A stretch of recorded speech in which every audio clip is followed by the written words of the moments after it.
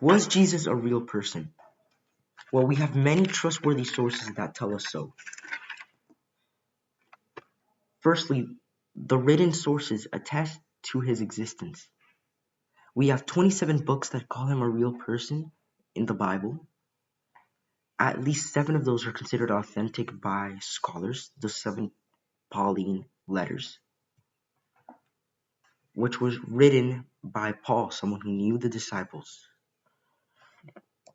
Then we also have Gnostic or heretical texts, 52 of those discovered in Nag Hammadi, Egypt, that attest to his existence.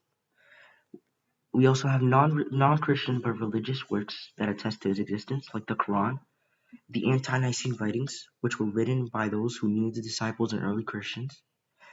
About 65 authors wrote about Jesus before the 325 Council of Nicaea. The Talmud also mentions Jesus. And then we also have the most reliable works that attest to Jesus' existence. The most reliable that is in, according to scholars, which include Tacitus and Josephus, which are the 2 most reliable ones we have. Josephus was a Jewish historian, which gives us information on Jesus. People argue that what he wrote about Jesus was a later addition, but they failed to do their research and understand that not all of it was a later addition, only the parts that mention his resurrection and Jesus as a divine figure.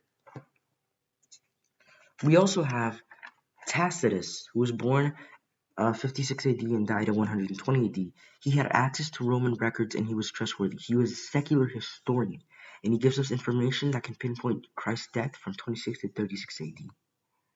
And Tacitus' words could not have been forced by Christian scribes, because Christian scribes,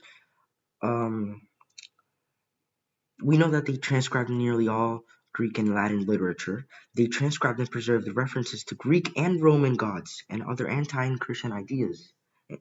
So there is no good evidence for what Tacitus said about Jesus to be an addition to the text by religious scribes. Tacitus said that Christianity was a superstition that encourages hatred of all mankind. A Christian interpolator wouldn't have included that.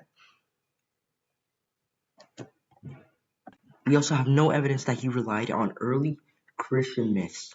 And either way, why would he rely on early Christian myths as a historian who had access to Roman records?